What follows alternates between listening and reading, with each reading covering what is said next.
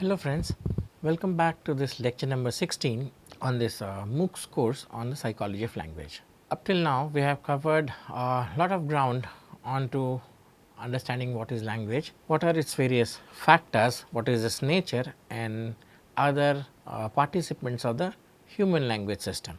Today what we are going to do is we are going to look at two interesting facts in the human language. One is the writing system and the other is the reading system. Now, as you would have imagined, reading and writing is something which is not inherent or not evolutionary in nature for humans, because our great grandfathers never used to write, nor they used to read. So, we will look at how the reading and writing systems developed in human language and what is the psychology behind those reading and writing systems. Now, before we jump into understanding the psychology behind reading and writing, how this is done, what are the forms of it, how does the brain interpret and handle reading and writing, let us take a little bit of a journey back to where this course started, so that we have a context in which the present lecture is based. So, at the very beginning of the course, we started off by explaining what is language for that matter and what is communication. And to understand the difference between this language and communication, we focused on the basic form of communication, which is the animal communication system. We looked at what a typical animal communication system would be like, what are its characteristics and why would animals communicate at all. We also looked at some various basic forms of the animal communication system, the models of animal communication system. For example, the call of the vervet monkeys or the wiggle dance of the honeybee, and we looked into detail of what these things are. Now, once we had an idea of what a basic communication system is like, we started focusing on to the more complex human language system, which has its own rules, structure, the idea of how it is communicated and what does it mean. So, we looked into the structure, the principles of the human language system next, or the human communication or language system next. Once we have looked at, did a comparison of the basic communication system in animals and the much developed human language system, we went a little bit further and looked at the evolution of language. How did a language evolve? And there we looked at evidences which have been left to us through generations of research, which basically provide or which basically tells us how did language evolve. We looked at the idea of a language specific gene, we looked at the idea of how there are social learning theories of languages, and we also looked at some other fossil evidences of how language would have evolved. And lastly, we recounted or we sort of found out what are the evidences that language is basically comes out of evolution. So, we are looking at those evidences which point towards this fact. We looked at the proto language, the use of Pidgin and the use of the human eye and all these structures and evidences which would explain how language have evolved through eons and eons of usage. So, how did the basic language system come about and how did the modern language system come about? Now, once we had this idea of the history of language and a little bit about what is the difference between the human and the animal communication system, we focused ourselves on to looking at how research is done into language, and so we looked at the scientific method of doing research in language. We looked at how any language study is designed in terms of how to decide the independent variables, the dependent variables, the kind of design that we should use in doing language, whether it is a between subject or within subject design. We also looked at how does the scientific method actually proceeds from theory to observation and back to theory, and how does induction and deduction play a role into this whole research cycle. Further to it, we looked at behavioral techniques of doing scientific research in language in terms of measuring latencies or reaction times and accuracies, which indicate some idea of how languages are built around or some interesting facts about languages. And lastly, we focused ourselves into the idea of how language is handled by the brain. So, a little bit about how this kind of a study of language brain relation studies are done. And so, we then looked at those areas of the brain which are dedicated to understanding language, for example, Wernicke and the Broca area, and how these two areas, the Wernicke and Broca area, they interact with each other and how they form a common system for language, the human language system. We also looked at some other brain areas which are involved in language production, perception, and so on, so forth. We looked at some modern techniques like the EEG, the MRI, the fMRI, and other the near infrared imaging, how these techniques actually help us in conducting brain related studies on language. Now, once we had a good idea of how to do studies on language, scientific studies on language rather, and what is the history of the animal and human language system, the next part was to focus on the first aspect of language, which was speech. Now, speech is a very basic form of language. So, we started off by looking at how this speech is perceived, how do we hear speech, the sound that we hear, and how do we make meaning out of sound when people utter it. So, we started by looking at the auditory perception. How does the auditory perception start? We looked at factors of how the wave is transmitting information and what it is composed of, what are basic frequencies, what are overtones, and what are the basic features of any auditory perceptual system.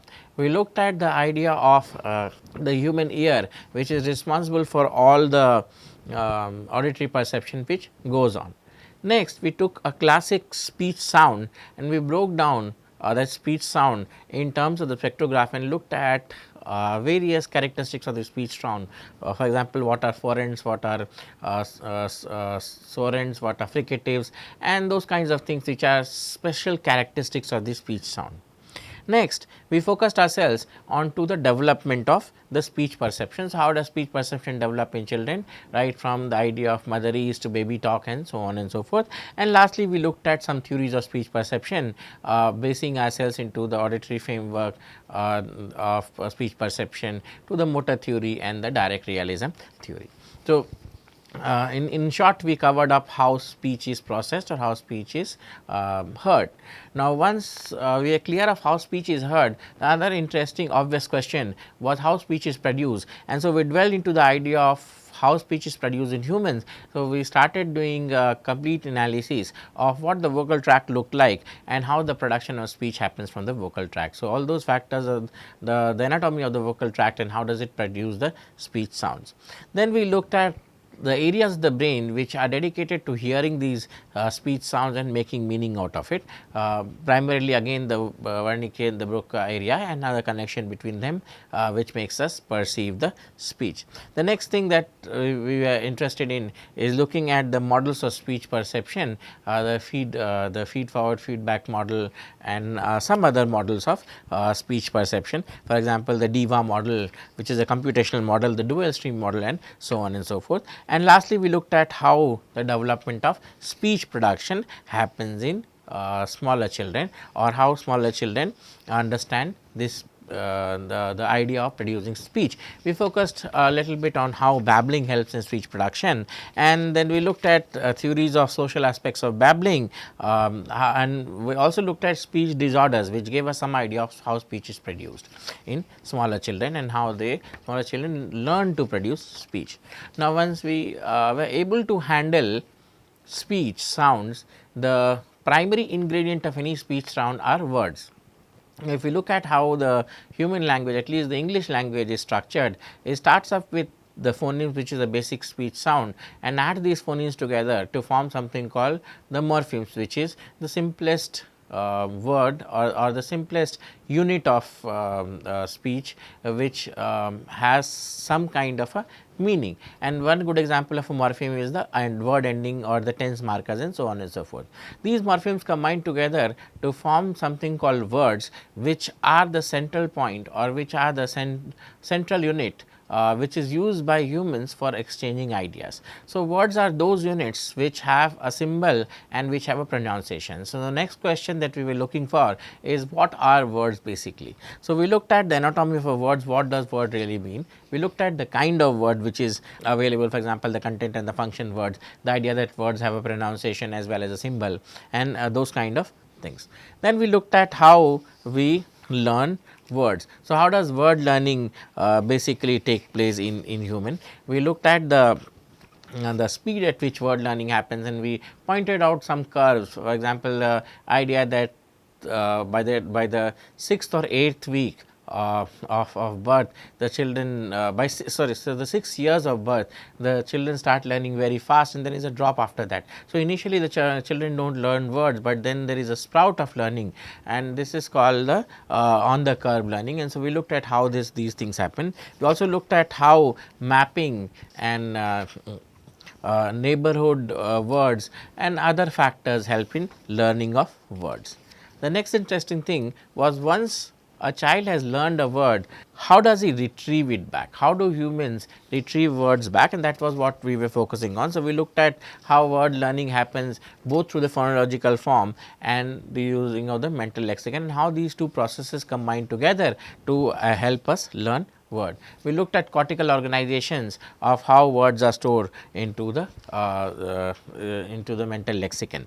And the last thing that we looked at is how words are retrieved. So, we looked at where they are stored, that was the third section, where how they are stored and where they are stored in the mental lexicon, how the mental lexicon is made, and the last is how the word retrieval happens. And we looked at several models of word retrieval, for example, the spoken word recognition model, the word production model, the leaflet feed forward feedback model, and the Dell interactive model, which gave us an idea of how stored words are retrieved from the mental lexicon.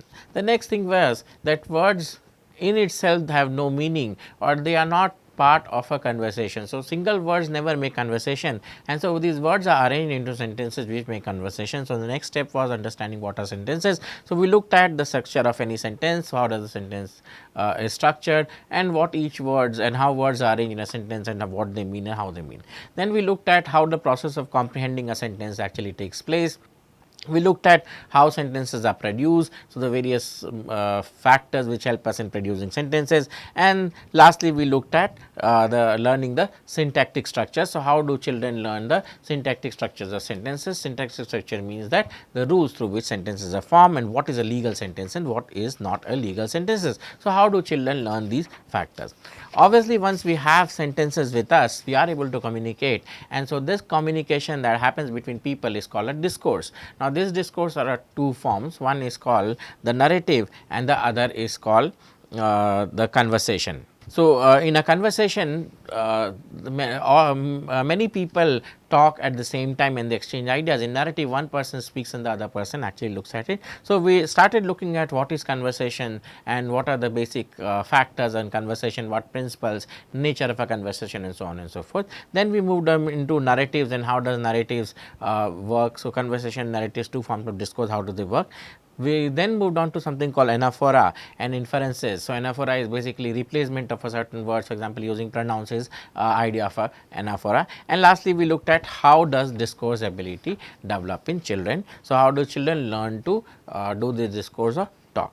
And that makes us come to the idea of how reading and writing happens. Now, as I have mentioned before, this reading and writing is something which was not built in the human system, and so evolutionary in the evolutionary cycle, reading and writing was not there. It is only through past 5,000 years or so that this reading and writing systems actually developed. So, then there are no dedicated systems in the brain to read and write, to help us in reading and writing. So, first we will look at in today's section, we will look at the writing systems, and then we will look at the reading systems. So, how do we develop this idea of reading, or how do we develop this skill of reading? So, certain brain areas are trained or they are rehashed into reading and writing, and that is one reason why there are so many people who are dyslexic. They are not able to either read or write, and they struggle with reading and writing. The reason being that there is no dedicated area and there is no training system for the brain to read and write. And so, what happens is perceptual systems or perceptual networks in the brain are used for are retained for writing and comprehending writing, and similarly these are the same areas which are also trained for reading. So, basically then what really happens is this learning is really hard. As you can find, the smaller children, when they go to school, they have a lot of problem in learning to read and write. The reason being that most systems, most forms of writings are different, right? And so, if most forms of writing are different, then it is very difficult to understand how does this ability generally develop. But we as humans have this idea of developing this writing system, or we can develop this writing system very well. So, let us look at how did the writing systems in the world actually start about. And so, the full fledged writing system actually evolved from the calendars and tally sheets which merchants and people doing businesses and commercial transactions in the world, they develop this idea of writing. Now, in the beginning, the humans were hunter gatherers and they had no reason for reading and writing. But as the agrarian society developed, and these hunter gatherers, they started living in close circles, they had to develop an idea of to keep upon counting of what they have. And so, from these calendars and tally sheets and these meaning of accounting or developing a system to account for things, the whole writing system evolved. Now, civilizations in the Middle East, they keep written records for some 5,000 years ago. So, they believe that Middle East systems, writing system starts some 5,000 years ago. But historians debate that Chinese came up with the idea of writing far ahead of the Middle Eastern people. Now, if you look at how the society has developed in the past, in the recent past, you would have seen that reading and writing was something which was dedicated to only a few chosen people in the society, which were the priests and the bureaucrats. And so, this reading and writing system also did not popularize. Only with the revolution that happened, the industrial revolution that happened, the revolution that happened in the world in the last maybe 10 decades, this reading and writing actually reached to masses. Before that, it was some specific groups of people that were looking at reading and writing. So, basically all writings in this world can be grouped into three basic forms, and that is what I have here. So, main writing systems in the world can be grouped into three forms. This is the system, this is the unit of the symbol, and this is an example. So, the first form of writing system is in terms of making symbols. So, example, this is one symbol, this is a Chinese symbol for a man and this is the Chinese symbol for a woman. So, the first form of writing system was the logographic system, which came from simple structures or simple symbols that people made, and these symbols actually represented words and morphemes. And an example of these systems are Chinese, which is the most proponent user of, or the most progressive user of this system. So, what then is the logogram actually means? A logogram basically is a written system that represents a word or a morpheme. So, basically a logogram is a system, and these pictures that you have. So, it is believed that earlier our ancestors also, they used this kind of symbols to write, because there is no writing systems developed. And so, these systems were carried out by Chinese, and if you look at the Chinese writing system, they use these symbols. So, these symbols basically are called the logograms. And what is this logogram or this logographic style of writing? The logograms actually mostly represents a word or a morpheme. Sometimes it represents a word, or sometimes it represents a part of a word or a part of a sounds together to mean a morpheme or not a complete word, sometimes a partial word also. And a good example of Chinese. A good example is that. The other form of writing system which has developed in the world is called the syllabary form of writing system. And what is a syllabary form of writing system? Here sentences or certain syllables are used. So, these logographs are combined together to form certain syllables, and these syllables actually develop the whole writing system. And so, in terms of the syllabary system, the unit of the syllable is the unit of symbol is the syllable, and a good example is the Japanese. Now, what the Japanese found out is that when they used Chinese was difficult thing to understand. There were so many words and there were so many pictographs to learn. So, what the Japanese did was they reinvented this Chinese diagrams and Chinese lexicographic symbols, and they chose some 40 out of these number of Chinese symbols to make a list of syllables which have some meaning in Japanese. And so, that is why the Japanese is a modification of the Chinese, and so they use the syllabary system which is another writing system. And the third form of writing system is called the alphabet, in which the phoneme is used, the speech sound is used. The unit of symbol is the basic speech sound, and it is simply examples are Greek or the Korean. So, first form of the writing system is the logographic, in which the pictures or the symbols are used. In the second form, and these symbols actually mean the word or the morpheme. So, the symbols actually mean the word or the morpheme. So, it is a higher level understanding, or it is a higher level unit of language.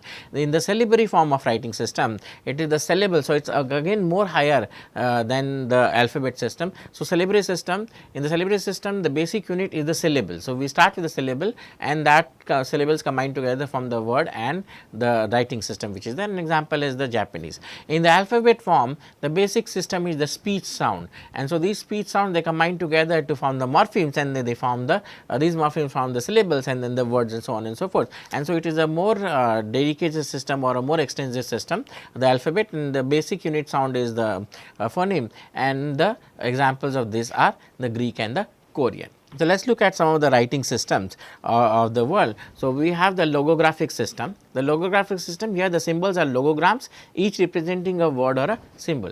In the logograph, as I said, the words are represented as a word or a symbol. Now, the early Middle Eastern and Central American scripts were logographic, and the Chinese still use these kind of logographic scripts. Now, logographic script, they require us to understand thousands of logograms, one for each morpheme in a language, and so it is very difficult. It's understanding Chinese or learning Chinese, writing Chinese is difficult. Also, the problem came up where Chinese systems borrowed word from other systems, or Chinese writing system borrowed word from other languages. So, foreign names and loan words, they posed a particular kind of problem for logographic systems, and the general solution was to use logograms for their pronunciation value only. And so, later on these logograms were not used for meaning a word or meaning a morpheme. They generally were in a later development, the logographs or the symbols were used for the phonetic value only or the pronunciation value only. Now, all writing systems started off logographically, as you know that most writing systems started with symbol, these kind of symbols. If you look at the ancient Asian civilization, the Mediterranean system, the Egyptian system, any other system for that matter, the Vedic scriptures, all of them mostly they have this kind of a symbols which represents things, the sun, the moon, most examples like that, and so they are logographic. So, most writing systems starts with logographic, and Chinese writing systems is still logographic in nature. Now, sometimes logograms are used for phonetic values only to represent foreign words, and so there are times the modern usage of logograph is in terms of the usage, not in terms of words and morphemes or word endings. It is in terms of only the phonetic value or in terms of the speech value, the pronunciation value. So, the practice of using the logographs from the Chinese are borrowed to by the Japanese, and they made this logographic system, they produced this logographic system into a logical conclusion. Now, at first educated Japanese simply wrote Chinese where they wanted to compose a text. But this situation was similar to the medieval European scholars who wrote Latin even though it was in their mother tongue. Now, in the beginning there seems to have been a psychological connection between the script and the language, and it was in the later generations that show how the foreign script could be used to make their own language. Now, over time what the Japanese did was they began using Chinese characters to represent Japanese words. So, what they did, what they borrowed the Chinese characters and they started making words, Japanese words, or making Japanese words from the Chinese words. But then what happens is many words and morphemes in Japanese were not exactly matching or were not did not have equivalent logographic characters in the Chinese. So, what the Japanese then did was they agreed on a set of 50 symbols that could stand for all possible symbols of the language. Thus, in Japan the Chinese logographic system, they evolved into a native syllabary system, which is a writing system which represents each syllable with a different symbol, and so that is where the syllabary system is. The best example is Japanese. So, what they did was they found out that most Chinese logographs were not equivalent to the Japanese words, and so what they did was they borrowed some 50 different logographs which could stand for all possible syllables of the particular language in Japanese, and this is called the syllabary system. Now, these symbols characters are simplified to the point that they bear little resemblance to the original logogram. So, they simplified these 50 logographs that they borrowed from the Chinese, the Japanese borrowed from the Chinese, and they made sure that these mean all the, or these comprised of these, the combination of these would mean all the syllables in Japanese. And so, they made this so easy, or they simplified it so easy that the original resemblance to the Chinese character was not there anymore. So, each symbol in a syllabary, each symbol represents a syllable, and Japanese syllabary evolved from use of Chinese logographs for its phonetic value. Now, in Japan, in fact, there are two versions of writing system. One is the favored angular style, which is called the katakana, which is an angular style of writing, and then you have the old form of writing, the Japanese system, which is the Buddhist monk would have preferred, and this is called the hiragana style. Nowadays, both of them are combined together. Hiragana and katakana are combined together to write the Japanese system. Now, another form of writing system is called the alphabet. Here, each symbol represents a phoneme. Now, as you saw in the logographic system, the logograph or the symbol would mean a word or a word ending. In the syllabary system, each symbol would mean a syllable, but in the alphabet, the symbol, each symbol that we have actually means a phoneme. Now, ancient Greeks were first to invent alphabets. Koreans independently invented own alphabet centuries later. Now, initially it was the Greeks, the ancient Greeks who invented the alphabet, and the Koreans, they took this alphabet and they simplified this thing together. So, alphabet is a writing system that represents each phoneme with a different symbol. Now, the Roman alphabet, which the English people use and the Cyrillic alphabet which the Russians use, are descendant of the Greek alphabet. So, both the Russian language, the Russian alphabet and the English alphabet are coming from the same Greek thing. So, Roman English and Cyrillic Russians evolved from ancient Greek language. Now, let us have a quick look at some writing systems. So, it is a sample of a written English sentence equivalent to several other languages. You have a sentence: although humans have been speaking since the beginning of the species, writing is a fairly recent invention, and you can see this in Chinese. So, there are certain logograms here: the Japanese, this is the Korean form, the Arabic, the Bengali, the Armenian, Greek, Gujarati, Hebrew, Hindi, Kannada, Russian, Tamil and Thai. And so, as you can see that these languages have their own symbol for representing each word in either a word or a syllable or a phoneme, and that is how they work. In English, you would see that the writing system use the phonological interpretations, whereas in the Chinese system, each of these symbols actually represent either a morpheme or a word in its form. And similar to that, there are other writing systems, they have their own descriptors or they have their own method of encoding this. Now, another interesting thing to look at in terms of writing system is something called the orthography. So, what is orthography then? Orthography is a set of rules which are for writing a word of a language. So, those rules which you use for writing the words of a language is actually called the orthography.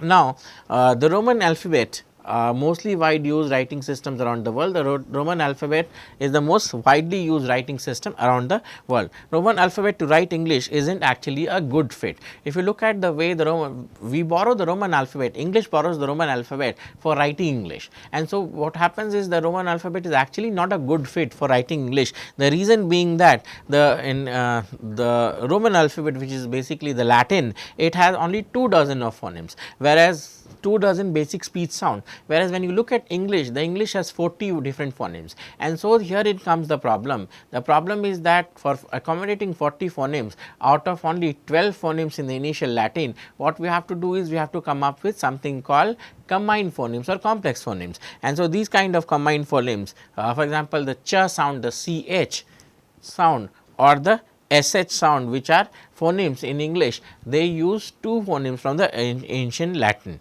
Now, spoken English has undergone a number of major shifts over the last few centuries, but its spelling has remained virtually unchanged, with the result that there is often confusion or a mismatch between the spoken and the written forms in English. Now, what are so Roman alphabet is mostly widely used in writing system in the world. Most European languages, many non-European languages have adopted this form of writing system. So, how did this Roman alphabet actually, or became the most prominent form of writing system? Now, initially people were not using the Roman alphabet, but with the development of computers and devices, the net connecting devices, we have to use a keyboard which is called the QWERT keyboard. And so, the QWERT keyboard, they are standard worldwide, and so they pushed the QWERT form of writing systems around the world, or more people started using this form of writing. Even if you want to type German or Russian, you would have to use the QWERT keyboard, and from there you have to make some keystrokes. These keystrokes will be interpreted by the computer to the original language. For example, writing French or writing the Spanish, the idea is that the keyboard will always be in the QWERT format, and so you have to use the QWERT format. And so the use of the QWERT keyboard actually made a push to the use of the Roman alphabet. It is not actually good for English spelling, does not match with the pronunciation, and so as I said, the idea is that English is not a good match for the Latin. The reason being the Latin has only limited number of phonemes, English has more than that, and that is one reason the way spelling is pronounced, or there is a difference between the spelling of a word and the actual word in itself. So, that is basically what is called orthography. So, orthography is a set of rules for writing the words of a language. Now, English orthography is complex, but Spanish are easy. Now, the situation in which spelling and pronunciation are closely matched are called shallow orthography, and the situation in which the pronunciations are poorly matched is called deep orthography. So, we have 2 kinds of orthography basically, the languages in which what you spell and what you write. For example, in Hindi, what you spell is what you write, and so in Hindi has a shallow orthography, but there are languages, for example, English, or you have more complex systems in the world, Chinese, in which what you speak and what the spellings are, that is very difficult to make a correlation between them, and so those are said to have the deep orthography. So, shallow orthography, spellings and pronunciation closely match. For example, Spanish and German, if you write Hund, if I say the word Hund, what you are going to write is Hunde, and this is how the spelling of Hund, which is the dog in German, and similarly in Spanish. But look at spellings and pronunciation poorly matched in English. For example, I wish to write let us say psychology. So, the pronunciation will be psychology. This should be how it should be written, but we all know the spelling of psychology is this, and that is why it has a deep orthography, because technically it should start with S, but it is starting with P. The idea that certain words are silent, certain letters are silent, all these makes English a word with a deep orthography. Now, we can think of shallow and deep orthography as the 2 ends of a continuum.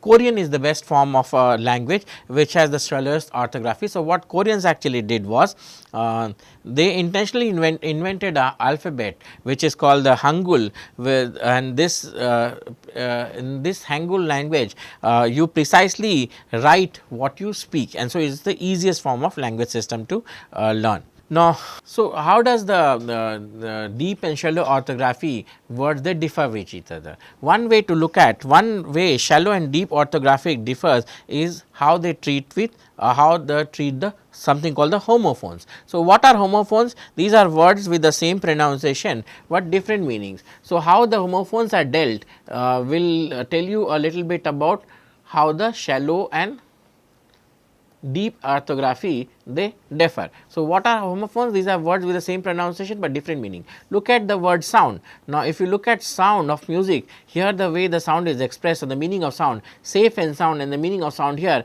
and Puget sound, the meaning of sound here are three different things. Here sound of music is the sound that we are actually talking about. Safe and sound means wellness in terms of it, and Puget sound is the running water sound. Puget sound means a body of water, a water body, right. And so, three different things, this is about wellness and this is about sound in the actual meaning. So, the same word sound when used with three different contexts would mean three different things, and this is what is called the homophone. So, the same sound is meaning different, and this is how we deal with this homophone is telling us a lot about how the deep and shallow orthography could be different.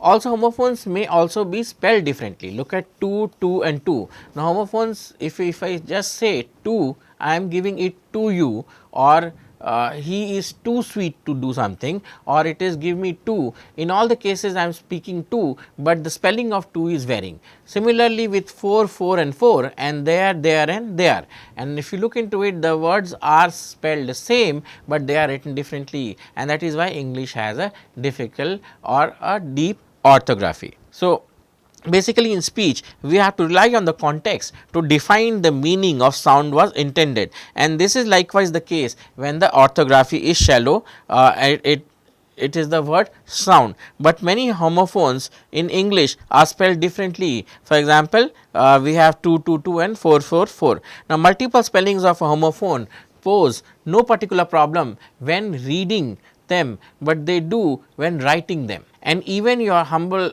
So, basically that is the kind of difficulty that we have.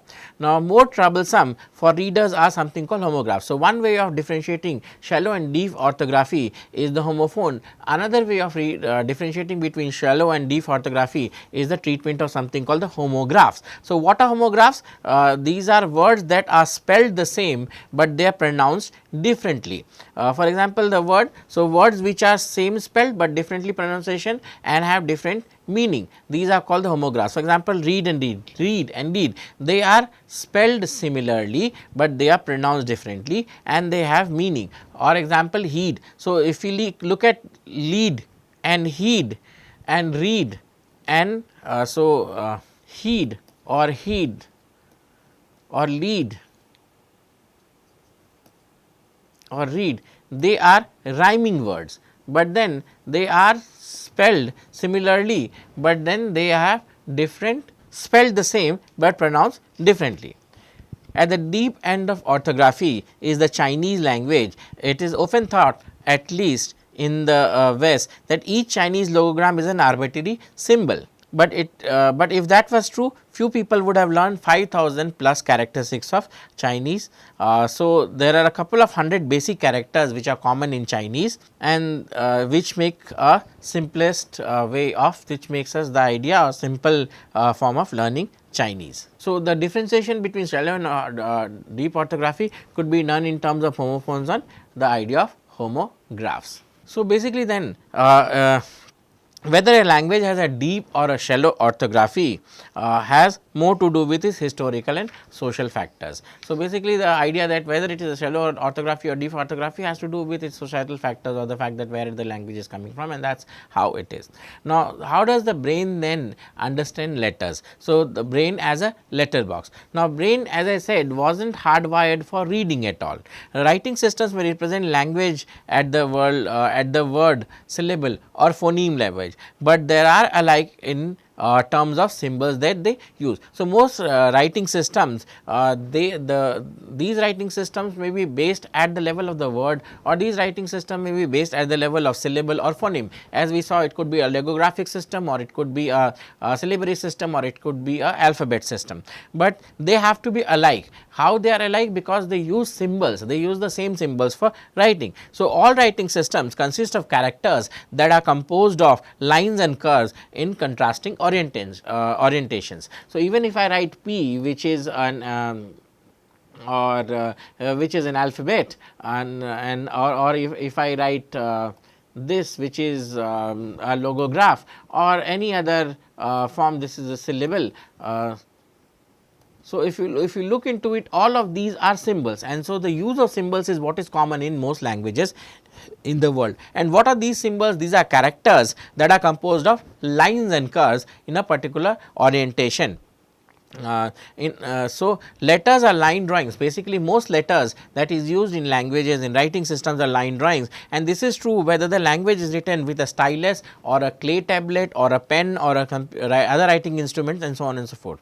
Now, as the brain is not hardwired for reading, writing systems must conform to the way the brain processes visual information. And so, if we read a written statement, or if we read something which is written, the brain has to understand how to process this symbol, and for that we have to depend upon how the perceptual system of the brain actually works. Now, the primary visual cortex is in the occipital lobe at the back of the head. An early process in visual perception is the edge detection, and it's one of the brain's first step in distinguishing various objects in the visual array. Now, this is why line drawings are often easier to interpret than photographs. They highlight the edges of an object so that the brain does not have to. Thus, the brain first interprets any letter as visual and not a linguistic object. So, whatever you write, the first thing that the brain actually does is understand the form in which it is written.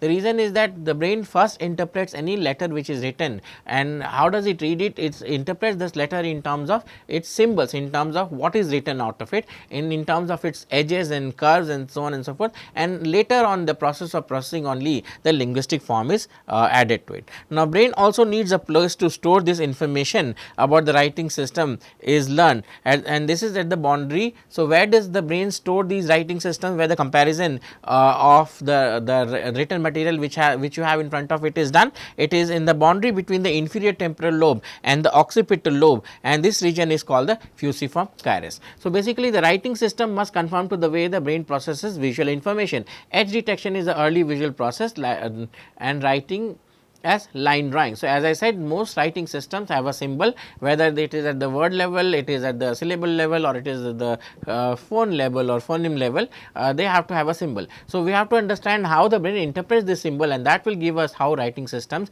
or reading systems actually develop. And so, the one way of understanding this is edge detection, which is the primary form of brain understanding the language. Now, visual word forms from the area. So, between occipital and the temporal lobe, you have this area which is called the fusiform gyrus. This is where the storage of symbols of the writing system are done, regardless of the type of script which is being used. Now, visual processing of written words, the same whether the alphabet is syllabary or the logographic in information. So, basically what it means is that the visual word form area is the area which stores all the symbols, whether it is coming from a logographic written system, or it is coming from any other system for that matter. So, how does the brain then understand this writing? So, because initially the brain was had developed area for processing visual images, forms. So, how did this develop? How did the brain master this idea of storing the symbols and interpreting meaning out of the symbol and reading that symbol? So, that happens through something called the neuronal recycling hypothesis. What does it really mean? So, it is not clear why human beings were doing with the visual word form area to hundreds and thousands of years. Now, perhaps our hunter-gatherer ancestors used this portion of the brain for reading animal tracks and distinguishing edible form of inedible plant. Now, the recruitment of special brain areas for the use of visual word form area is generally called the neuronal recycling hypothesis, which is a proposal that the brain areas designed for one function can be recognized to perform another function which is similar in function. So, brain areas designed for one function can be reorganized, and so this is how the occipital lobe or the fusiform area, these areas are recruited by the brain for understanding the symbols which is written in text form and perceiving these symbols, and later on extracting meaning of this meaning out of the symbol and generating conversation out of it. So, perform another somewhat similar function. So, this is called the neuronal recycling hypothesis, and this is the how the brain actually understands writing systems or understand written material and reads it. So, another interesting thing that I promise is we will look at how reading happens. So, we generally believe that when we read in a very smooth manner, and most reading they happen in through something called eye movements. So, most reading happens through eye movements. There are two kinds of movements, one is called the saccade and the other is called the fixation. So, fixation is when your eye focuses on certain letters, and saccade is the jump that the eye does. Now, basically speaking, as the eyes move along a line of text or a series of saccades and fixation happens. Now, a saccade is a rapid movement of an eye from one fixation point to another, while fixation is a period of time when the eye remains stationary. The average duration of fixation is about 200 milliseconds, but it can vary depending on a number of other factors. And the way the brain processes visual input during fixation and ignores it during saccades. Now, it is believed that skilled readers, the targets of saccade is a point just left to the center of the next fixated word.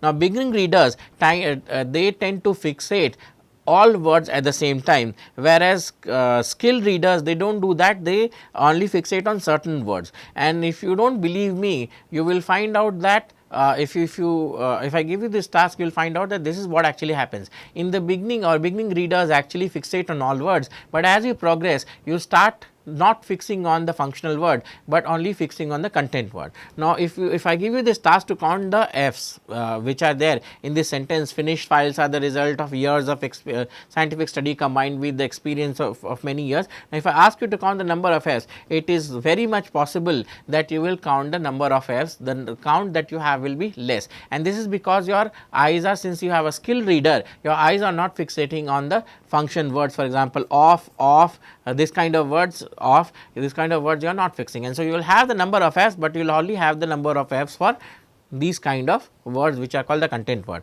and this effect is called the missing letter effect. Now, skilled readers skip over predictable words and thus cannot track the letters in those words.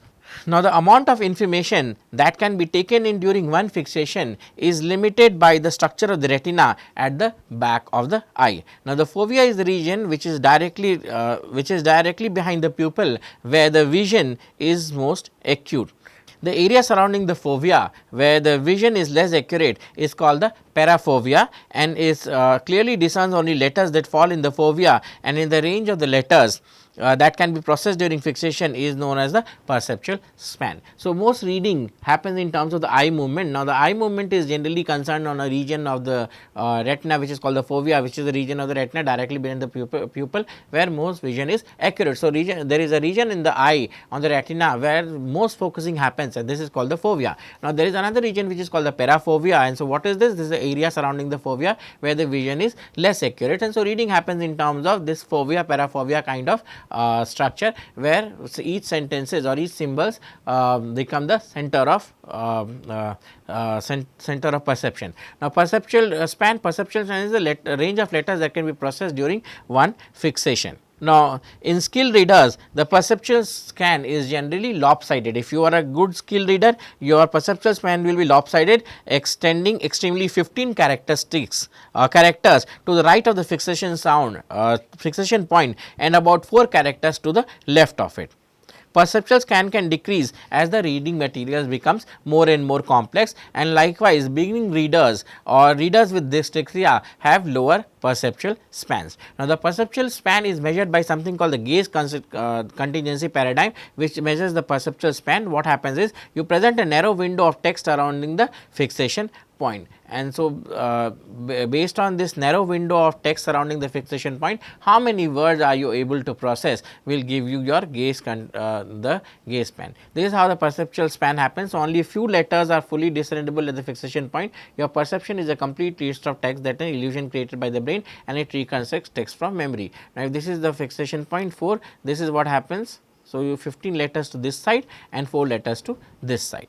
The gaze contingency paradigm, what does it mean?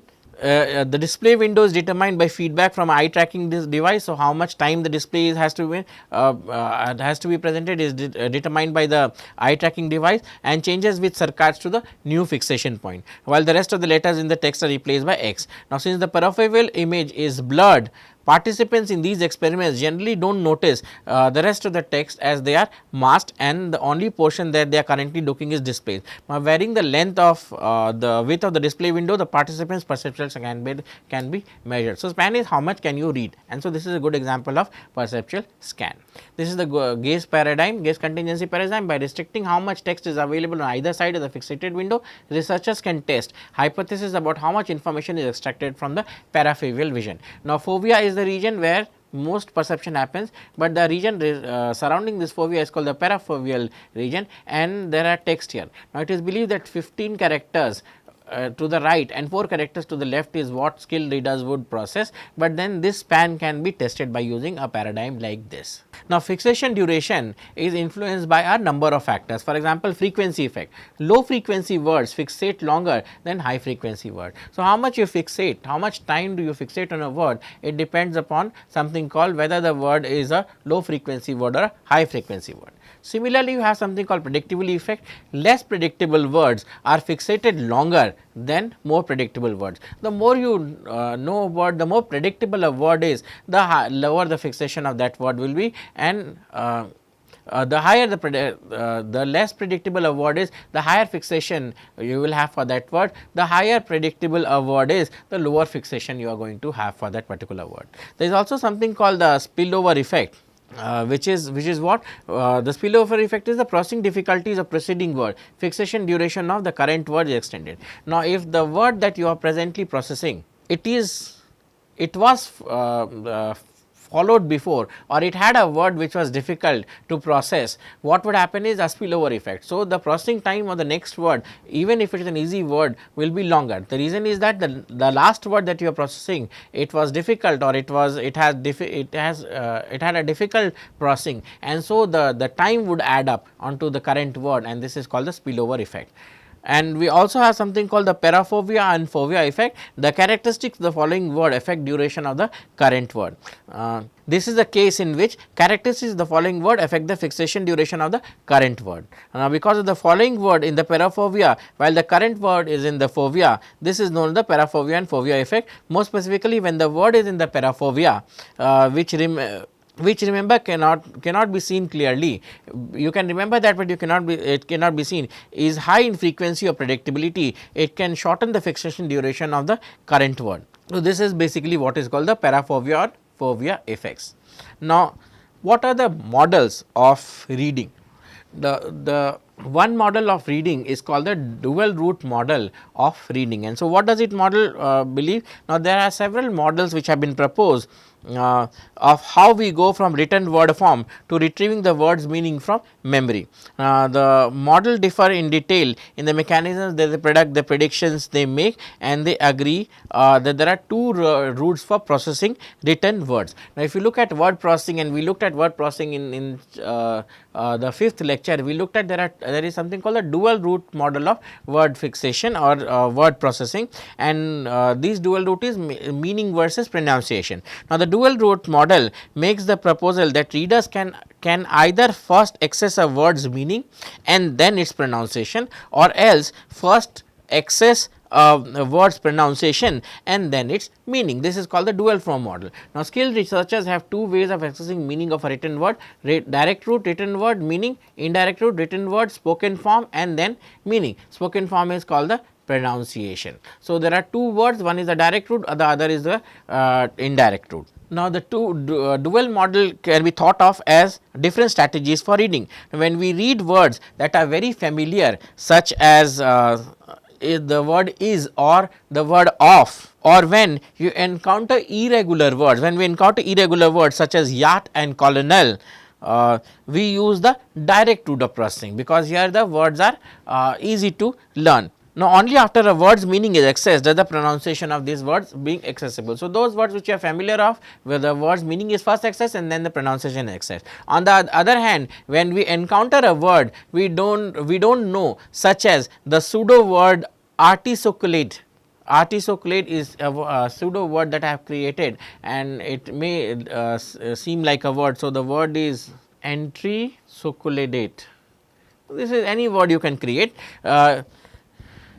You can sound it out because you know the orthographic rules in English. So, in these kind of things we use the indirect route. We first pronounce the word and from the pronunciation we try to get the meaning. So, part of the word, so chocolate means something. So, anti-chocolate, so anti is meaning against, chocolate meaning chocolate, so anti something, that kind of a way we generate meaning, and that is called the indirect route. So, in the direct route the written word gives meaning, in the indirect route the written word goes to the spoken form and then the meaning is generated out of it. Now, the exclusive models, irregular and familiar words, direct routes, sight reading, less familiar words, indirect route, sounding out is true. There are parallel models also, both route processes each word, for example, the horse race kind of a thing. Now, evidences that the dual route model, they reflect the actual brain's process first came from the clinical data on dyslexia. Now, a condition called acquired dyslexia gives evidences that the dual route model actually works. And so, what is acquired dyslexia? What it says, reading impairments due to brain damage in previously skilled readers provides evidences for the dual read model. Now, a condition called acquired dyslexia involves an impairment in reading ability due to brain's damage of a person who has previously been a skilled reader. Depending on the exact location of the brain lesion, different abilities are lost. Patients with something called surface dyslexia have a condition in which the ability to read regularly spelled words and pseudo words are spared, while the ability to read irregularly spelled words is actually lost. Now, according to the dual route model, the indirect route is intact, but the direct route has been disrupted by lesion. The opposite pattern also happens in some forms of dyslexia. Now, patients with something called the phonological dyslexia exhibit a condition in which reading is relatively spared, but the exception that the ability of the sound out unfamiliar word is actually lost.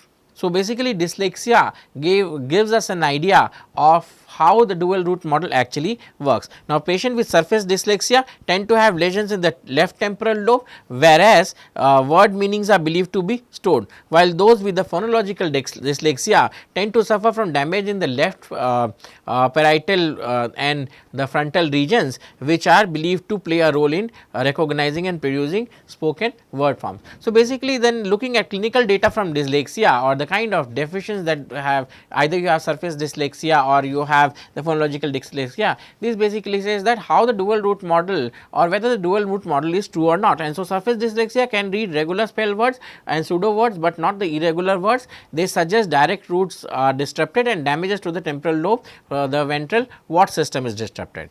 In phonological dyslexia, so we have looked in the Watt and the where system in previous phonological reading of how the words are spelled and they are stored. So, if you refer there, you will get some idea of what I am talking about. Now, the phonological dyslexia can read familiar words, can't sound out unfamiliar words. Here the indirect route is disrupted, and what happens is the damage to the parietal frontal region, the Howe system is there. And so, we looked at in word processing the dual stream model has something called the Watt and the Howe system. If the Howe system is impaired, we have the phonological dyslexia, and if we have the Watt system disrupted, we have something called the surface dyslexia. And this is the how the direct route goes from spelling, orthography to meaning, semantics.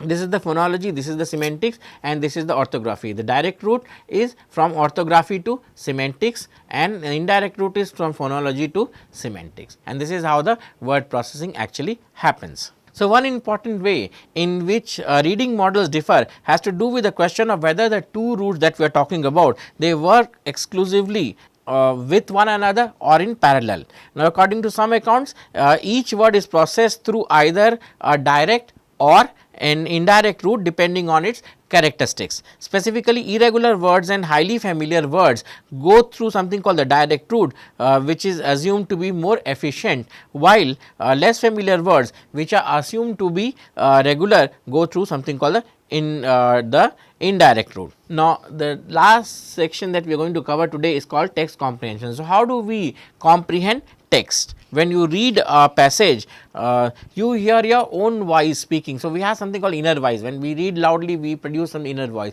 and in sometimes when we are reading, we do not produce the inner voice. And so, this inner voice that we talk about, or the voice, the sounding of words while reading, is basically an important aspect of understanding text comprehension. Now, we internalize the process of reading aloud as we become more and more proficient speakers. So, what is this inner voice? This novice readers read out loud. Now, skilled readers turn their voice inwards, they have subvocal speech. So, novice readers who are learning, small children who are just learning, they read the text to the pronunciation loudly, and then they understand. But efficient readers, they do read the word, they pronounce the word, but they do it in a subvocal form. Now, proficient readers tend to read aloud even when the text is difficult. So, speech production and perception areas active during silent reading in the skilled readers. So, some evidence to support the idea that people rely more on phonological process as the difficulties of the text increase. Novice readers who find all texts as difficult read out loud, but proficient readers tend to read out loud when the text is hard to understand. Neuroimaging data suggests that integrating speech with written text is an important aspect of becoming a skilled reader. Activity in the left inferior frontal lobe, which is inactive during speech perception and production, is also active during silent reading, but only for skilled readers. Now, there is evidence that this inner voice, they involve more than just the pronunciation of individual words, but extends to the prosodic features of speech. So, this inner voice is not only in terms of word, but they also extend to the prosody of the speech. So, implicit prosody hypothesis, skilled readers organize what they read into prosodic phases similar to the way they would learn to speak. Now, the implicit prosody hypothesis, what it means is, it is the proposal that skilled readers organize the material they read into prosodic phases. So, they do not go by word or phrase by phrase, they read in terms of prosodic features similar to the way they would when they actually speak. So, they read in a manner which is similar to they speak, and this is the implicit prosodic hypothesis.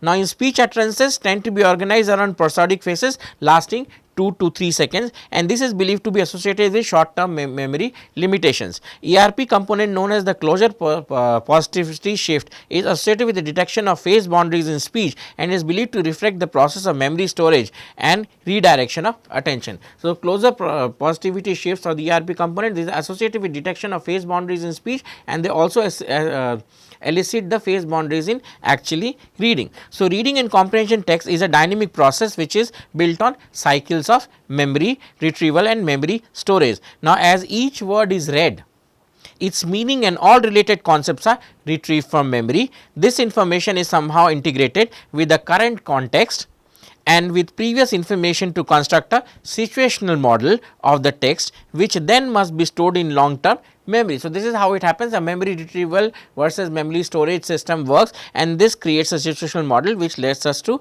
understand the text. Rather than waiting until the end of the text, the reader builds up a situational model in an increment fashion. So, this process happens in an increment fashion, presumably phrase by phrase. Now, if you are interrupted halfway through your story, you can still tell what you have read up to that point, and this says that the reading happens in a phrase by phrase manner or in a situational updating model. Now, it appears that processing written discourse is much more like processing spoken narrative. So, this should put an end to today's lecture. What we try to do in today's lecture is we looked at how written text is processed, we looked at the various characteristics of written language, we looked at 3 different forms of written language and the processing of these written language. Further to that, we also looked at how reading happens, what are the various ways in which reading happens, the dual model feature of reading, and we also looked at how text is comprehended.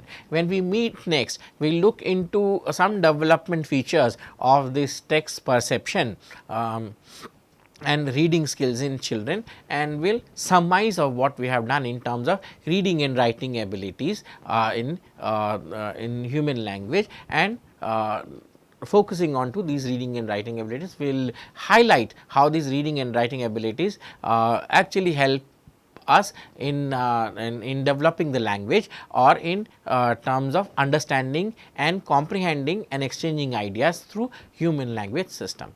But till we do that in the next lecture, it is thank you and goodbye from here.